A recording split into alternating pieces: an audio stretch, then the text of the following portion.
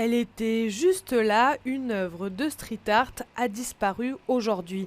Cette ancienne peinture, qui serait celle de l'artiste Bonhomme, est maintenant totalement recouverte. Une nouvelle qui a étonné ce riverain. La ville de Bruxelles a d'ailleurs répertorié les œuvres de Bonhomme. Il y a un parcours street art, c'est disponible sur leur site. Et on constate qu'en fait, au fur et à mesure, les œuvres de Bonhomme disparaissent soit au profit d'autres ou simplement au profit de murs repeints. Des œuvres de l'artiste, il y en a eu beaucoup, mais toutes celles qui sont à caractère explicite n'existent plus aujourd'hui.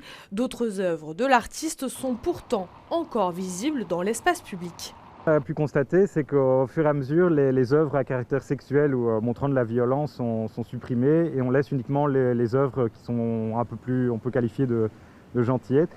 Et donc là, ça pose la question de l'art dans l'espace public et de ce qu'on peut montrer ou pas et de qui décide de ce qui est visible ou pas, de ce qui doit être interpellé, qu'est-ce qui est l'art. Et donc ça développe toute une série de questions qui sont beaucoup plus d'ordre culturel que d'ordre purement esthétique. La ville supprime-t-elle les œuvres à caractère choquant?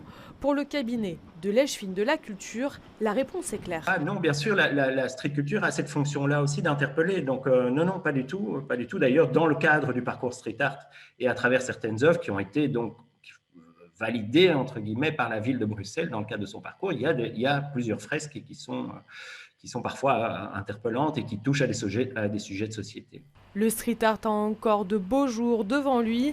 De nouvelles œuvres vont bientôt apparaître dans la ville.